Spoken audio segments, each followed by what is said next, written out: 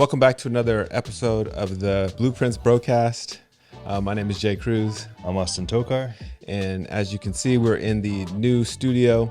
It is not 100% completed yet. There's a few extra plants and random decorations that we're going to add to the room to give it a little bit more vibe. But hopefully this will suit us better for what we're trying to do. Hey, but it's popping right now. This is much cleaner than what we had. I don't know. The gym was dope. Having it in the gym was dope. The issue is just setting it up and breaking it down every week. If I could just get a bunch of dumbbells and just leave them and that's our background, dude, that'd be awesome. We could bring some of that stuff up here. Every week, bring it up. Yeah. So this week we want to talk about success and kind of what that looks like. And I know everybody has their own definition. Everybody has their idea of what success looks like. But we just kind of want to talk about our journey in success and what our future goals are in terms of continuing a successful career in whatever it is that we're doing. So I don't know, maybe you want to start us off with just bodybuilding in general, success, what that looks like. Because again, like we talked about before, Austin was way smarter than I was, and he's younger than I am, but he got started earlier than I did and benefited from that. And now he's more successful in terms of size and body comp than I am. So, yeah. I mean, success comes in phases. You can look at the top dog in whatever field you are in, but you have to start somewhere with it. So for bodybuilding, I think, what was it? We were talking about Kai Green and Phil Heath. Those are the two top dogs at the time when I started bodybuilding. And I was like, man, one day I want to be like them. But you can't be like them right away. You have to start where you're at. So small incremental goals. When I first saw you, when you started bodybuilding, getting a little bit larger, I was like, all right, I got to beat out Jay first, because Ruben and Ryan weren't there yet. Ryan was always lean, pretty peeled, but Ruben was still, I think he started after me, really. Yeah. Bigger. I was small time. I was if you watch the Expendables, I don't know which one I am, but Ryan would have been Sylvester Stallone, where he's just really ripped and sleek. And then you'd have been Arnold or whatever. And then I'm I don't know who the middle guy is, Terry Cruz or something like that. Terry Cruz. I think he was the biggest guy in that, wasn't he? I don't know, Arnold was in it, right? Yeah, but but he was old though at that time. Yeah, Arnold's old, bro. He was 60 in that movie. Terry Crews is still 48 or something. Okay. That's not even comparable. Yeah. Success for me, we'll talk about physique first, because I think that's what most people are here at the show wanted to know about. And for me, I think I mentioned this before, I was 155 pounds when I first started. And it was my whole life I'd been athletic, I've been lifting, but it wasn't lifting. I didn't know what lifting was. I was just working out, because, you see somebody, they just do bench press. They do lat pull downs. I remember watching, what is that? The Bruce Lee story? And yeah. Jason Scott Lee, there's that scene where he's inside the gym and there's those guys who are hey, how many sets you got left? Or hey, it's 4:00. It's time for us to get on the machine. He's like, no, I'm still working out. He's like, oh, come on, man. This is when we work out. It's time for us to go. And he's like, not finished yet. And then he starts fighting them or whatever. But I was like, oh man, he does pull downs. That's cool. I want to do that. And again, Bruce Lee and Arnold were the two people. Those are the two people okay, I want to be as big as Arnold, but as ripped as Bruce Lee. Mm-hmm. Hard to put together. But that was in my mind, let me just get to this certain point of physique. And so, again, I didn't know how to do it. And I think education is a lot of it. And people think you could just go in there, bro lift and gain size. And initially, anybody that goes to lift weights, you can go in there with your crap diet and you can just lift weights, and you're gonna see some body changes, and you're gonna be oh, this is the way to do it. And then you're gonna get to a point where everything just hauls to a stop. And you're what's going on? I'm doing what I've been doing for the past 2 years, and there's nothing changing. And so education for me, I got on YouTube, I got on to reading a couple of the men's fitness magazines back in the day and whatever, and then I got a little bit more information and started changing from there. And then now so Austin's moved here to Texas within the past month and a half, and just from listening to some of the things he said, and I've been implementing those things, I've gained 10 pounds, mostly muscle, I would say, because I can still see my abs, so it's all good weight. But I was only this weight when I was first lifting way back when I started, when I was 23 324 when I was really started lifting, and I got to 215, but I was heck a weak then. Like I thought deadlifting 225 when I was lifting 2 plates, I was like, dang, I could lift 2 plates. And I was 215 at that time. So like now that's warm up for deadlift. And my body composition is completely different. So success comes in stages and it comes in waves. And I think most the bodybuilders that were, when they were really winning, like back to back to back to back to back, they were way into their mature muscle, like into their late 30s. But now, I mean, you got C-Bum, he's what, 27? It's also a different category, but Different still, category, yeah. like he was still in a league of his own for the first 2 years at least. Yeah. Then year 3, people start popping along, but still, it's like there's a clear difference there. Yeah. So I would say success, whatever the category is, like education and understanding it, like having an understanding for why you're doing what you're doing and how you're doing it, rather than just doing stuff. Yeah. I think it's funny, in your early stages for like training, man, you think you're some sort of superhuman. You're like, I could do this. I could be as big as Chris Bumstead, but I can also do backflips and, you know, climb walls and all this stuff. But then you're like a year in, you're like, oh man, I'm starting to hit a wall here. What's going on? I was growing so fast, you know, I was moving along. Now I'm starting to get injured more. You know, I'm not growing as much as I could, but you know, reality starts to set in a little bit more once you start hitting your plateaus. Yeah. You realize like, hey, maybe I need to figure this out. I need to learn a little bit more about, you know, my physique itself, what works best for it, and you know, maybe get some advice from somebody. Yeah. Yeah. I think it translates into like business or life success too, because a lot of people in relationships, they like the first relationship, it seems like the best thing. And they're like, oh, like this person loves me and they whatever. And you guys are all paying attention to each other. And then all of a sudden, like, okay, you have no training on how to manage a relationship. You have no education. You're just going into it. Unfortunately, you only see what happens in like TV shows, Hallmark movies, and in the movies. And you think, oh, well, I just need to do this to fix it. But like, that's not life. That's not reality. And then that relationship, you know, it fails. See, I think relationships is like in a totally different category for like, as far as being successful than bodybuilding. Bodybuilding, you get a coach and there's like strategic ways, like there are ways that you need to implement, you're going to make progress in it. For relationships, you got to experiment around. You have to just go into it because, you know, no two people are the same. And like you get advice from your parents, whatever else, and you'll have some good foundations. But like you will never know what success in a relationship is without experimenting with your first girlfriend, boyfriend, whatever that is. And then wait, hold on. We got to change this word because you can't just say, hey, through experimentation. Like that's not, this is a different word for it. There's got to be a different word. You got to experiment. You got to try things out. Okay. You guys know what we mean, you know. Well, it depends. Okay. So from my perspective, if I'm going to get into a relationship and want to be successful, so if I'm going to relate it to bodybuilding. So if in bodybuilding, if I want to be successful from the very beginning, I want to have a plan. Like now knowing what I know now, I want to have a plan. Hey, someone to keep me accountable and guide me through it. And someone to point out my mistakes, but also for me to be honest with the journey. So if I'm going to go into a relationship and the relationship to be successful, there has to be a plan. But the unfortunate thing is, or fortunate thing, or the thing that comes along with a relationship is that there's another being within this plan now. Yeah. They have to be on the same plan. They have to be on the same wavelength. They have to be on, like, you don't engage with someone, my opinion, but the biggest encouragement I can give to anybody is don't get into a relationship unless you already know that you have those things in place.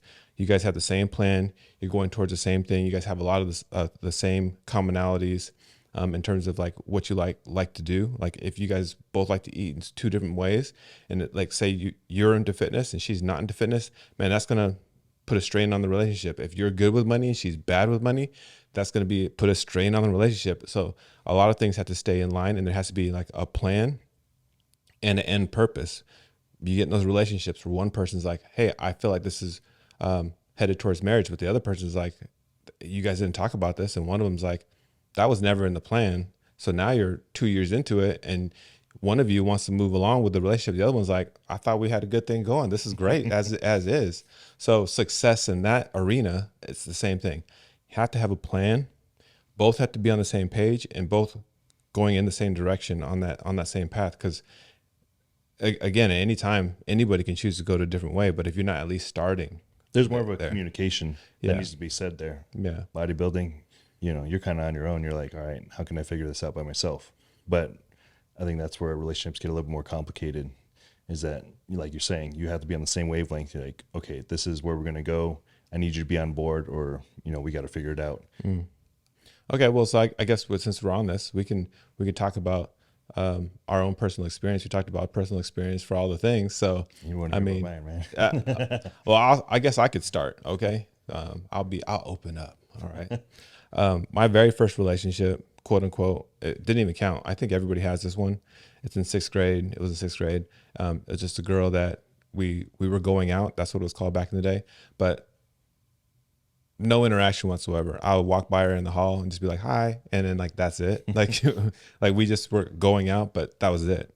My first real, like actual relationship, I was super young. Again, just got into the relationship, no plan, no nothing. And at some point I just realized, hey, like we're on two whole different stages of life. I'm a lot older than you. You're a lot younger than me. This isn't going to work out.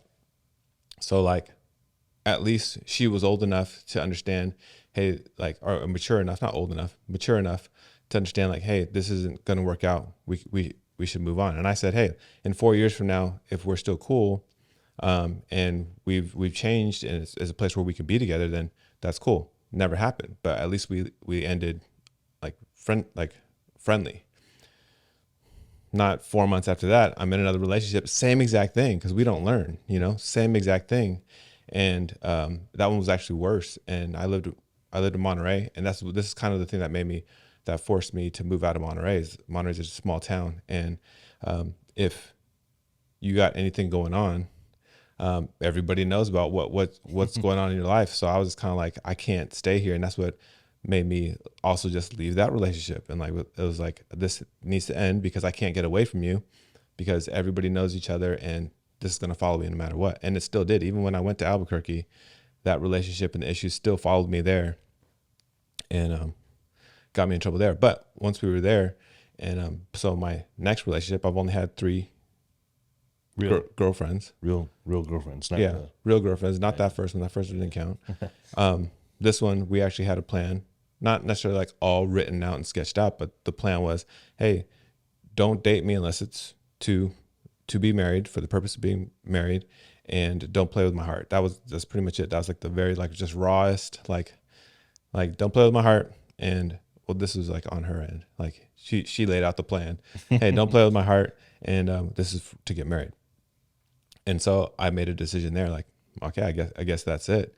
And being a man, like, hey, stay true to your word after that. Even if there's some things that you think that aren't right or whatever, that's where the compromise to that comes in. Like if you're bodybuilding and your coach says, hey, you need to eat this specific foods, and you're like, I just can't do that. Well, then you find a compromise to what you can do so that you can at least continue to reach your goals. And so that's the part where I say, the extra part. Okay, so you have a plan, but then make sure that you guys are both have a lot of the same like interests or whatever. Because Julie, I ended up marrying that girl. It's Julie. For years, we would always watch rom-coms, and I'm like, dude, I just want to watch one action film. Can we just watch one action film together? But we were on different likes, and it wasn't like the end of anything. We didn't fight over it, but it was just like I always compromised for what she wanted in that sense. But anyways, success in that is having a plan, and it's not always going to end in success. I mean, bodybuilding and lifting weights isn't always going to end in success, but it's going to end in progress. It'll end in progress. You'll be a lot further than you were in the beginning, and a lot better than you were. Yeah. You have to adapt in everything you do. Yeah. It's not going to be a, one streak in a relationship. There's going to be things that pop up. You didn't know that about the person, or they have certain habits or lifestyles factors that you didn't know about. You just got to, roll with that as it comes along. Yeah. Same thing with lifting. You're never going to be the same person every year, So you're going to have to change like either what you're eating or how you're training or whatever it may be. You're going to have a different setup to your life every few months to a year in there. So no life stories, no None of that. Not this time. I will say, like, for me personally, Okay. like, you know, my whole deal has been like an emotional attachment to women. As far as like, being you could say needy. You could say needy. I was definitely needy when I first started out. I remember my first one off, not a real relationship. First getting into it, when you're first starting to hold hands with a girl and all that. Mm. I wasn't quite at that speed where I was, thinking I was in a relationship. For me, that wasn't the time where I was needy. So it was kind of like, it was more fun. It was more fun for myself. It was just like experimenting, just like finding out what this is like. I like a girl, she likes me. We're kind of figuring it out. That ended in friendship, but later on, in high school, you got your hormones running and everything. It's kind of like, that was my issue, is like, okay, I'm going to go all into this person, even though it could be, a bad situation, in the sense of like, you're spending too much time with the person. You're not spending enough time alone with yourself, with your friends. You're taken away from your life progress just by saying, hey, I'm gonna go hang out with this person every day, every second of the day, all that type of stuff. That was my issue with things.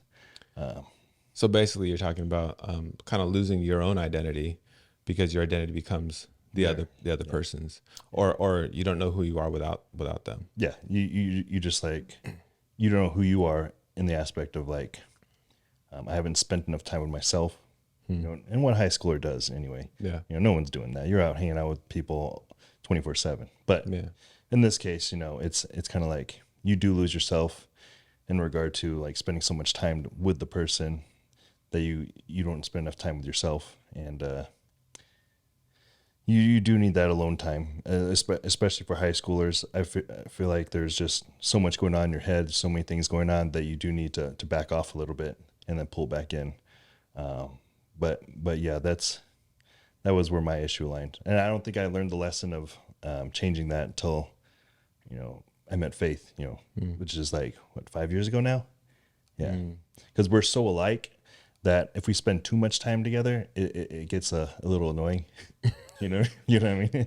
Maybe. But that's kind of like, okay, well, I don't want to hang around you this long, so let me pull back a little bit and do my own thing. Find my own habitat, my hobbies, whatever it is, on my own, so I can spend time with myself. And that's where I really figured out, like, hey, I was never spending enough time by myself, and learning about myself until recently.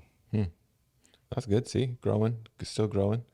I think that I've actually just kind of discovered that, like, so I was a professional, career professional. Like, I just had a office job and was always away from the house. So like when I came home, I appreciated my time that I was there with the kids and whatever.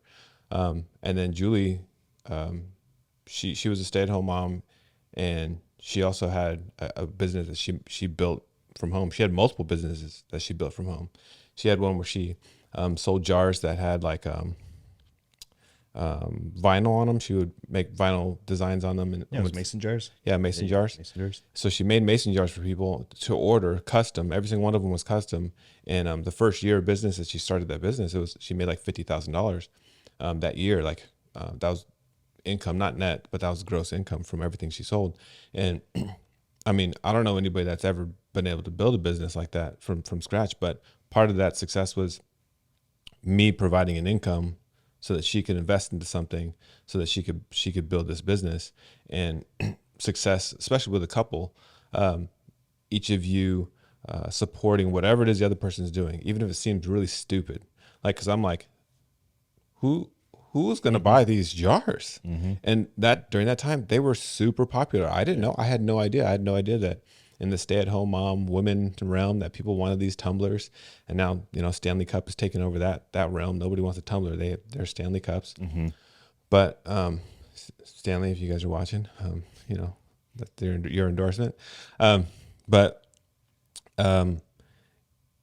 that support of the other person helps them be successful. Like, doing things on your own is a really hard thing to do, and having a support, whether it be a coach for bodybuilding, whether it be just a friend that's there to keep you accountable. Like I said, without accountability or someone to help you, like root for you or be your cheerleader, it's tough, because at the end of the day, and you're you're grinding towards whatever the goal is, and then you get home and you're just like, man, it's just me. Like I got nothing.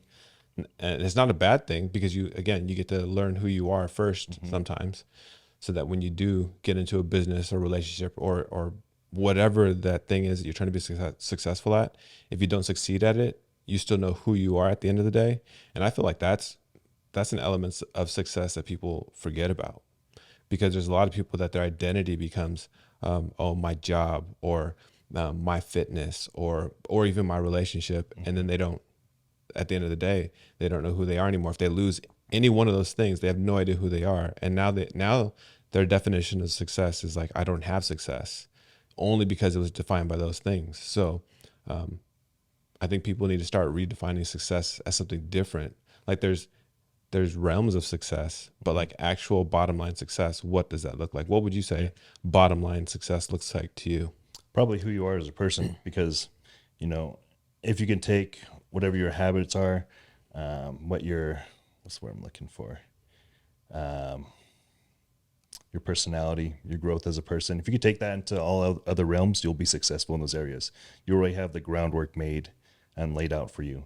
Because if you boil it down to like, I am a fitness person, I'm a fitness influencer. What happens if that gets taken away from you? Like Instagram's gone, TikTok's gone. Then what? You're just some dude who's into working out. You know what I mean? It's like you need to build the groundwork for yourself to have that success. There's this dude on Vine that is old. Yeah, I know, but he had tons of followers, and he always did. I don't remember what it was called, but he did. You've seen him. He did this thing called like story time. He's like, oh, story time, and then he would like, oh, there's this lad, and he'd like walk up to somebody. This lad, he's walking in the forest with it. And he'd just tell this whole story. Was that European guy? I don't know. He might have been, but there were so many influencers that came out of Vine. Yeah, but then Vine disappeared. Some of them continued on because Vine wasn't their identity, but some of them was like, oh, everything I have is here in Vine, and then they're gone. They're up and gone. Like, where did they go? Like, I have no idea where that guy is. King Bach is one of those people that started on Vine, but he still did what he loved to do and make people laugh and be funny. And he's still doing it today. I don't necessarily follow him, but like, I know he's still out there. I know he's still doing his thing. It's hard to track, but you can find him. They'll have a viral video every once in a while. But, but yeah, those people who adapted, they're able to come back on TikTok, Instagram, whatever it is, and you're still see them there. That's funny, because you already said that word adaptation, and then I brought it right back around, not even meaning to. So, for me, I think bottom line success for me is my faith has been my like foundation for like every last thing I do. That's what threefold fitness is, and that's why I started that whole.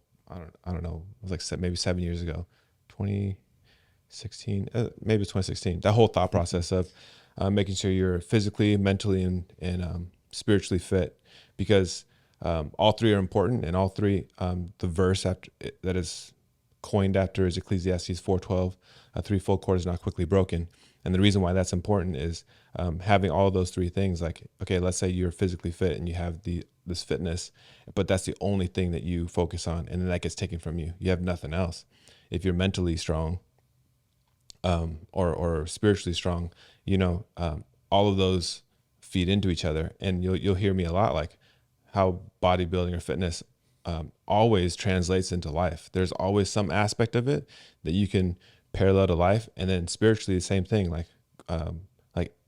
my success, I feel like, is based upon whether or not I get to talk about God in some way, shape, or form in whatever I do. That's my foundation. If I don't get to glorify God in what I do, like, then why am I doing it?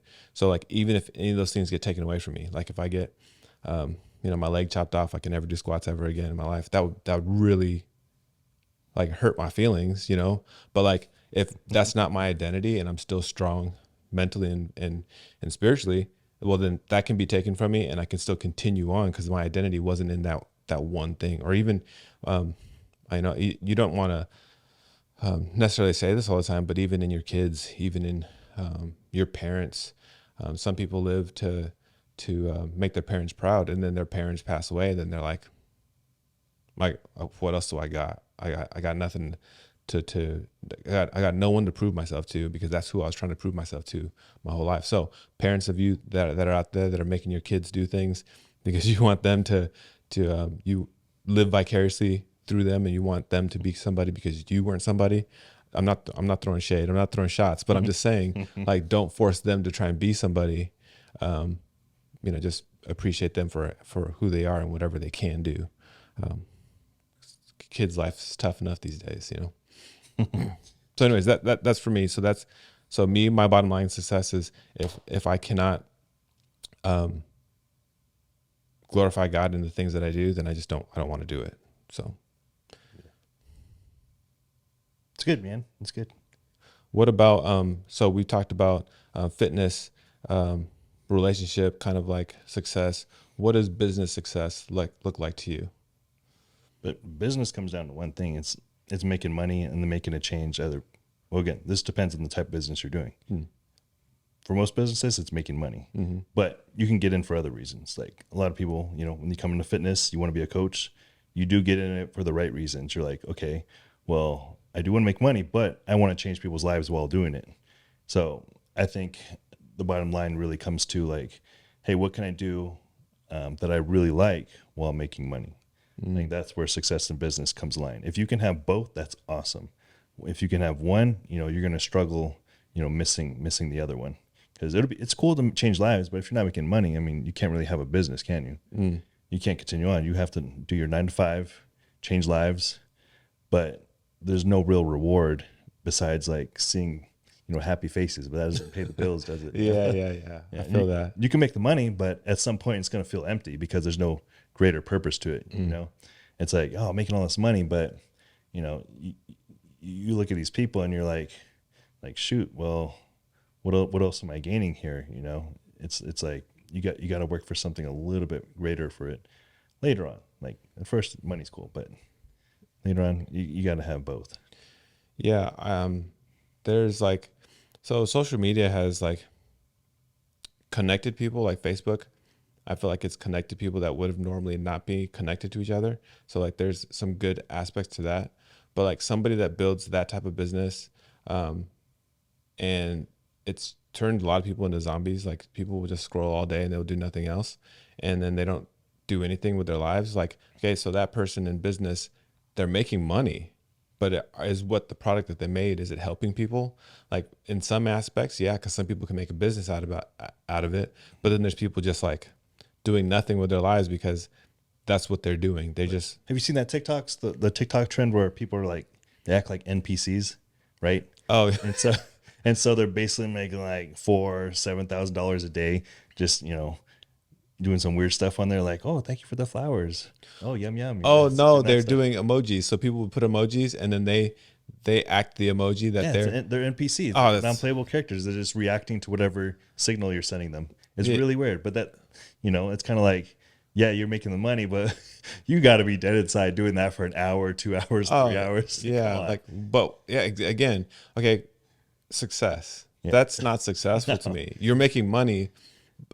That's fine for them though. Like, so that depends on the type of person you are. Yeah. If you're just someone that's out there just to make money, then fine. Do you? Yeah, I'll never knock for someone for making money. Like, hey, it's cool, but don't tell me like, yeah, you're changing lives or anything doing that. You know what I mean?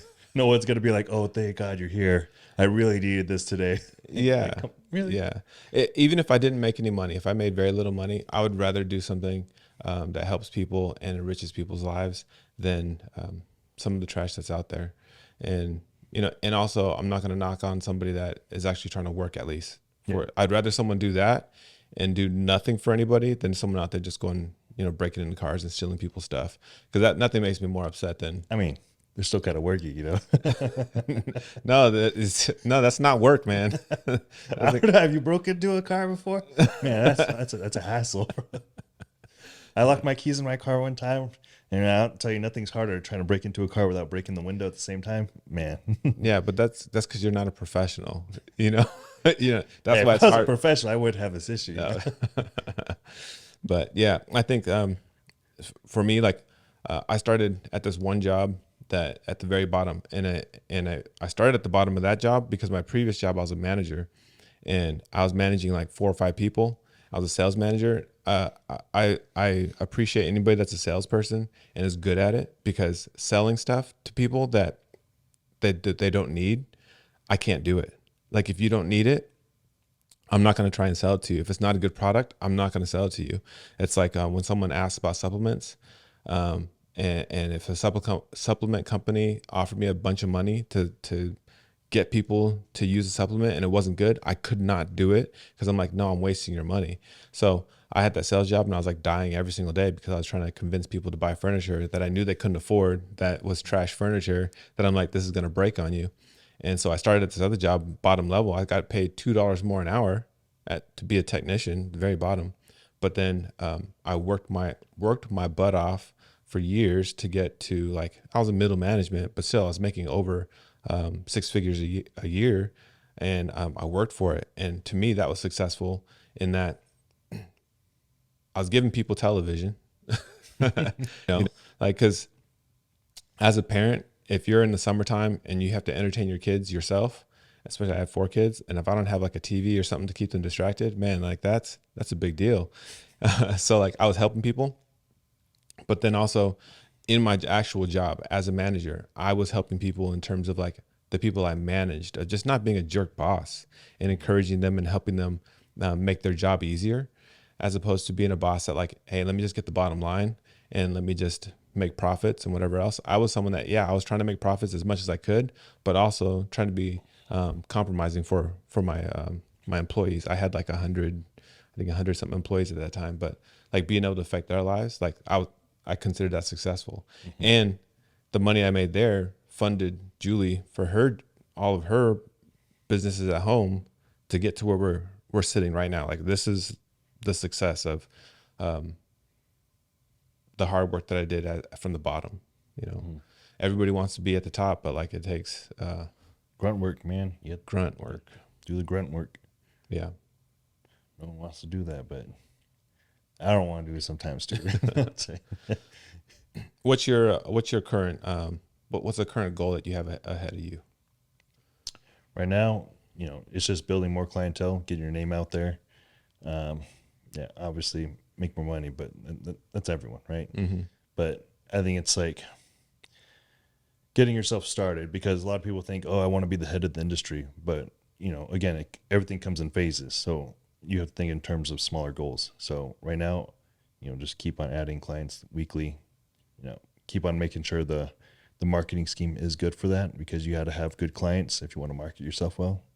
And then overall just becoming a better coach through time, learning from my mistakes, or not mistakes, just learning in general, mm-hmm. And keep building off of that, mm-hmm. year after year. And that'll lead to whatever comes after that.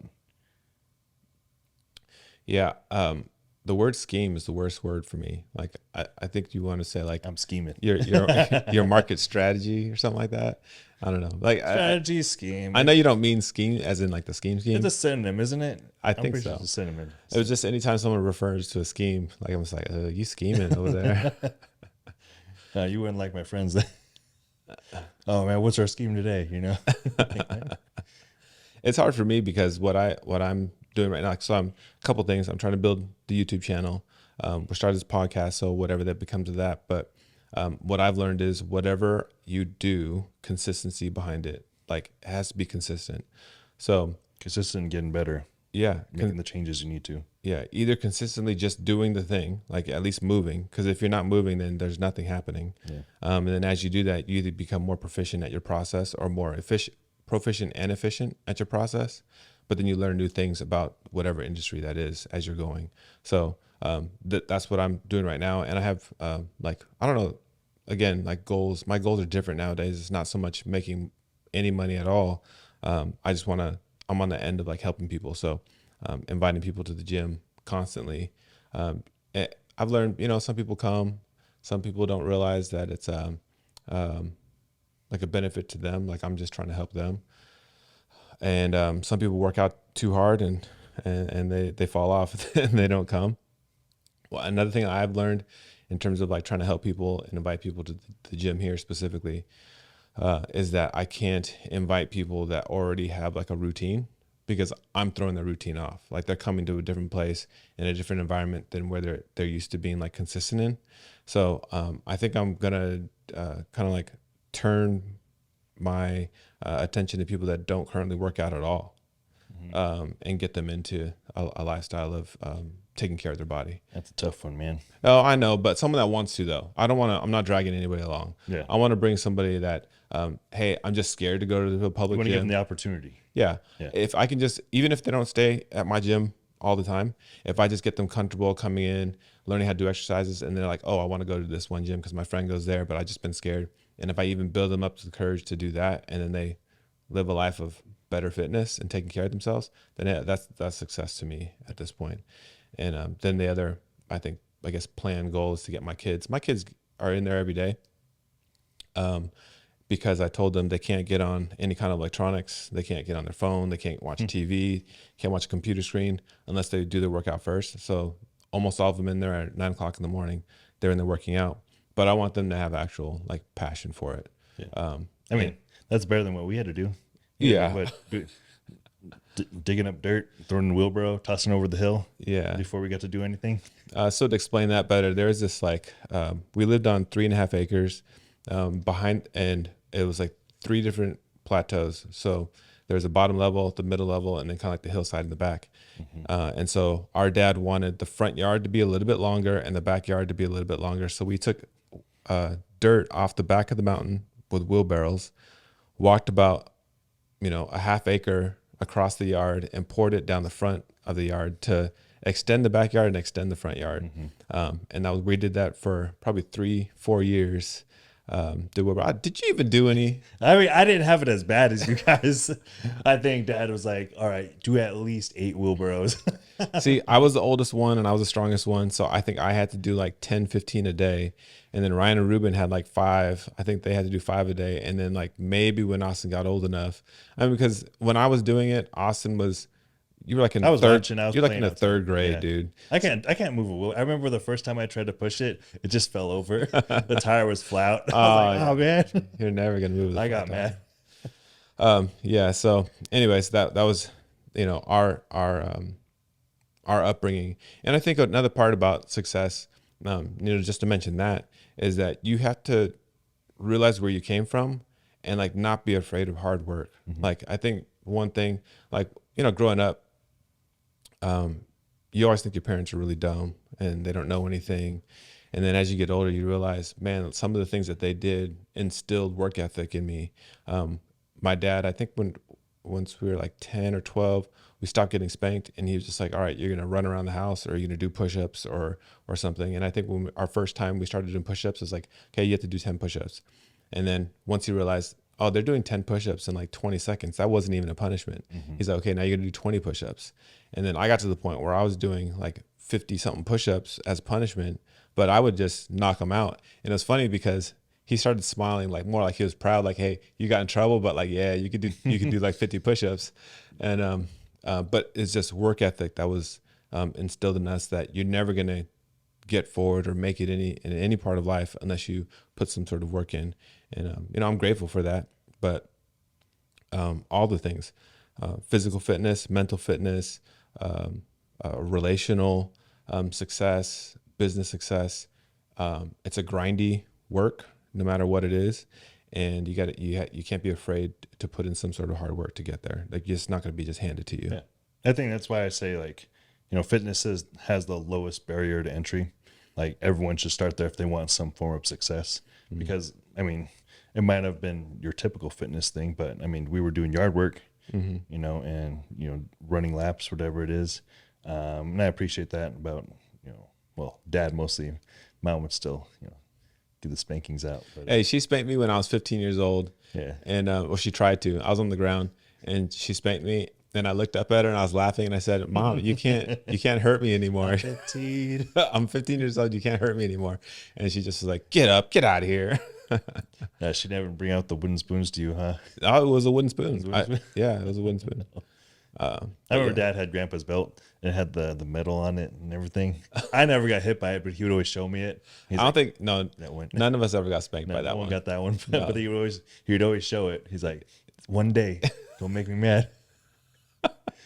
But what would you say is probably your theme that kept you going through, to pursue your version of success?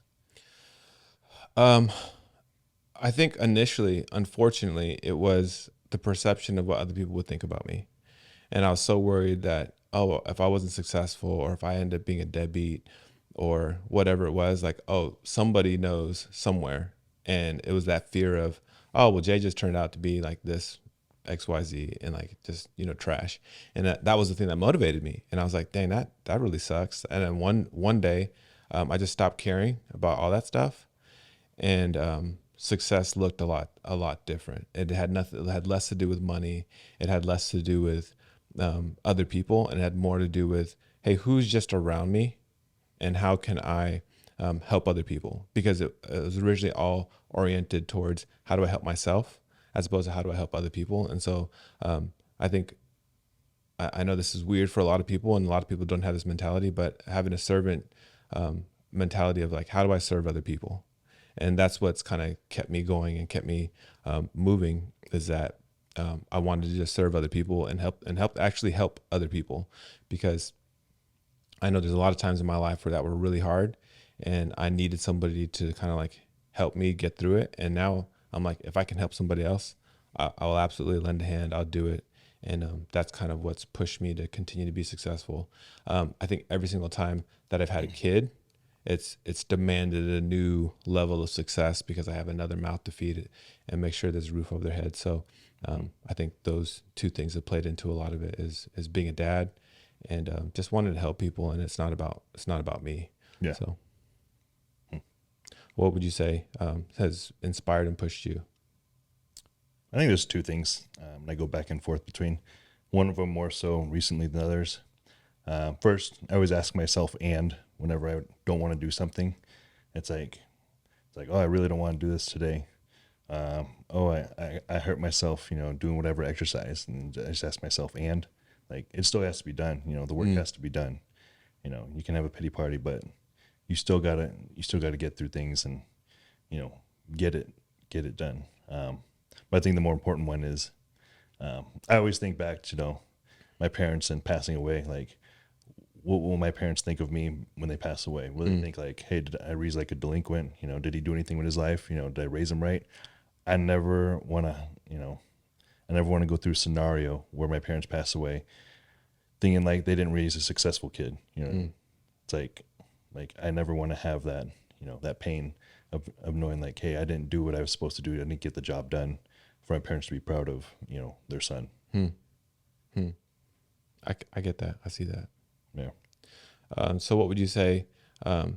So giving the outline to someone else, giving someone else the blueprint of like, hey, how do you be successful? Or like just 3 quick tips that you would give somebody else. Find what you want to do, stick to that, even if it's not the thing you stay to, and stick through your whole life. Stick with something to start out. That'd be the first thing, build off of that, go all into it. And then for that third one, man, what would that third one be?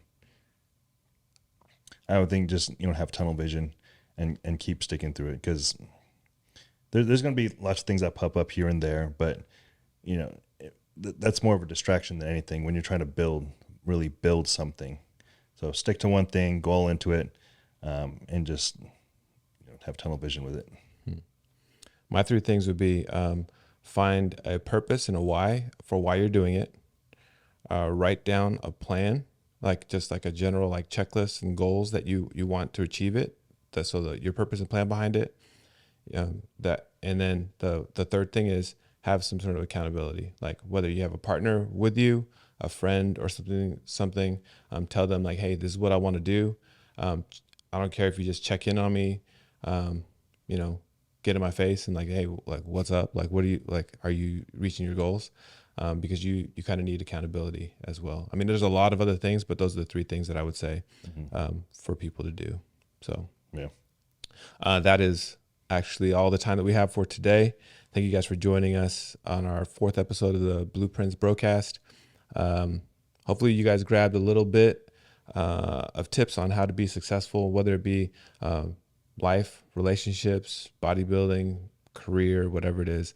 I'm sure we'll visit this topic again because, time will go by and it'll look different for us, and we'll have more to say about it. So thank you guys for joining us, and we'll see you guys in the next, you'll hear us on the next podcast.